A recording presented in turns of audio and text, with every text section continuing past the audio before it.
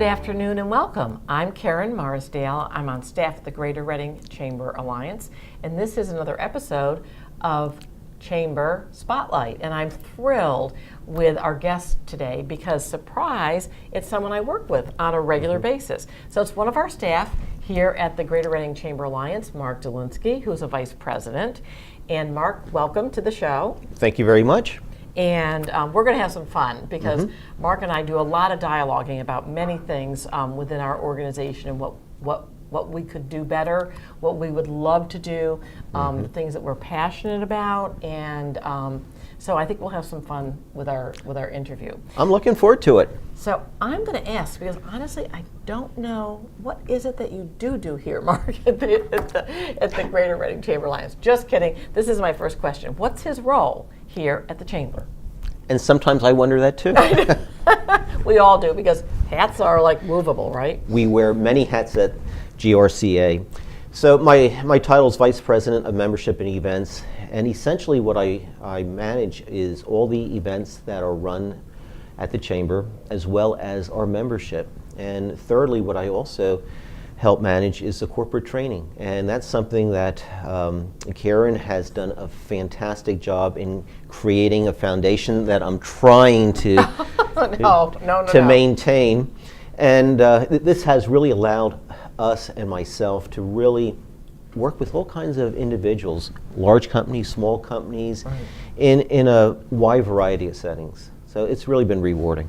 And you know, Mark, it makes me tired just listening to that, because that is a broad range of responsibilities. Because first of all, as people say to me, what does the Chamber do? We're a membership association, but more importantly, we're a business association. So it's our role and our responsibility to make sure that businesses have all they need to succeed and thrive and grow. So Mark is doing that in a lot of different ways. Membership is huge for us. Yes, it is. And we're about to launch a new model, which is very exciting. I think it's going to be exciting for members. It will be exciting for us. I think it's going to bring more, even more synergy than we have already. A member just a bit ago that we interviewed said, I've just met so many different businesses in a short period of time that she's been a Chamber member, which is so rewarding to hear. That's been a sort of a connect the dots. But I think, Mark, one of your roles that I believe that you're extremely passionate about, not that you're not about others, but it's really the corporate training. And Mark and I talk all the time about people. We just talked about that earlier today. People are just so they're the lifeblood of any company, regardless of what the industry is. And that's one of the fascinating things that I've found, and working at the Chamber has allowed me to really experience, first of all, the wide variety of businesses in Berks County, and this is something we should really be proud of. Absolutely. And like you said, it's not just small companies and large companies, but the technology in the companies and the passion of all the people. And as you were saying, it's the people. That's the X factor. And that's really what differentiates a really successful company from one that's doing okay. And what we try to do is really transform people.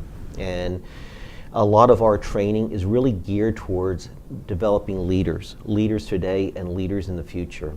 And it's so important because the pace of change, and Karen and I talk about this all the time, the pace of change is so rapid. So you need to be developing your bench strength, your leaders today for tomorrow. Absolutely. And we talk about the fact that I think oftentimes what happens with businesses, and understandably, because as a business owner myself years ago in another life, and Mark as well, isn't it funny that we wind up in places where we're, where our passion lies because we want to help others, because maybe some of the mistakes we've made.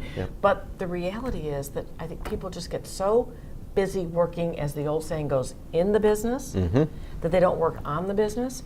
And when you're working on the business, it's not just making sure that you've got the right equipment or that you've got the latest technology, but you've got to have the most nimble people who are not only smart, but can solve problems, can see a problem even before it gets there. And you've got to sometimes build those kinds of skills within your workforce. They just don't come always prepared for what you expect them to do, right? Absolutely, and when you're talking about succession planning, the one factor that you don't think about is as you develop your employees today, how they are actually contributing to the organization today. So yes, you're developing succession planning, but by having your talent grow today, you grow your business today. And that just helps your trajectory really just expand exponentially at times. And it sometimes concerns Mark and I, because we think, are people really paying attention to the importance of human capacity and what you're doing to make that trajectory happen? Because oftentimes people are not doing it. They just are not doing it. And when you think about today, so many people talk about technology. If you have the right people with the right skill sets, you can leverage that technology to really be innovative in product design, process design, and really provide the customer with a better experience. So it really comes down to your people. It does. I mean, I think you're absolutely right. We talk a lot about artificial intelligence. We talk about robots taking over the world. We talk about the fact that technology is going to do the work of, and how many jobs will be eliminated. And so then people, I think, get this erroneous mindset that the people don't matter. And it's the people that are going to guide those things in order to make those things, those are just tools. Absolutely, and the other thing is leadership. Yes. And leaders really can transform an organization in so many different facets. And when you realize you have such talent within your organization, and that's something that I know Karen and I we're just really passionate about in developing leaders, be it men, women, young and old, and how they can really impact. Because a good leader is not someone who they can listen, provide a vision with clarity on where an organization can go. And when everyone understands that, it really creates a really powerful environment. And when you think about some of the great companies of America, for example, and you think about the leadership that was behind it, and I think about, because I happen to come from New England, and it was clearly a GE town. And there isn't probably anyone who doesn't know the wealth of leadership that Jack Welch provided for GE at a time when they really needed what he had to offer.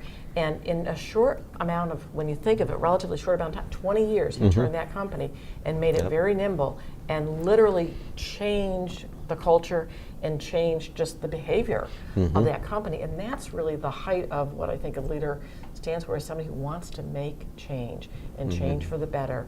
And that's a person that everybody else is going to stand and march behind, because they know that leader has,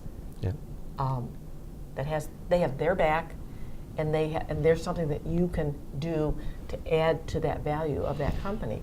And we want to sort of shake people up to say, you know what?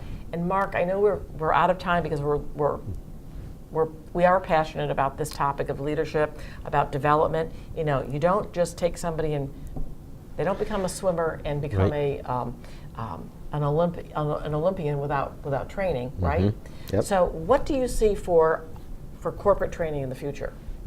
Well, I see a lot of things. I think we're in a really exciting period. So with the corporate training that we traditionally have done, it's all been in person. And that really is the best way to provide leadership and soft skills. And I like to say power skills as opposed to soft, because as Karen said earlier, problem solving, critical thinking, communication, teamwork, it's all the essential elements of a successful organization like GE. And what we're doing at GRCA is not only with our in-house training, we'll go out to organizations and hear from you what your issues are, what your pain points are, and how we can maybe provide a solution for you.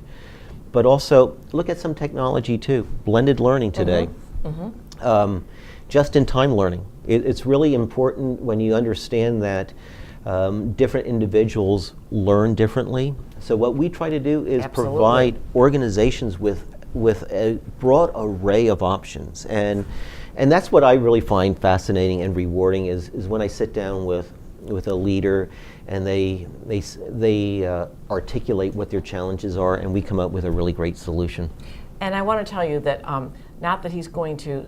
Mark has an absolutely exceptional background in this whole leadership world, and so he comes with a lot of information, a lot of experience, a lot of skills that I think can help small, medium, and every business started out as a small business. I mean, I think that's one thing that we need to remember. So, if you're listening, if you're open, if you're viewing us today, just be thinking if you happen to have a business, what really are you doing to move that needle? And if you're not really doing anything, we're happy to help you. There's nobody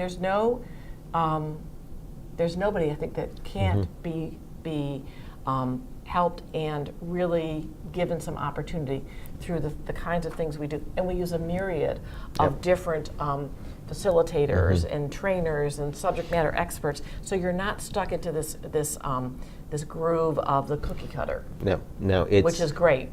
It's really about what you need, and Mark gets you who you need and what you need. So, Mark, it was a pleasure. It was fun. Absolutely. We always have these really energetic conversations about how great it is to be able to offer these solutions to anybody who's willing to accept the solution.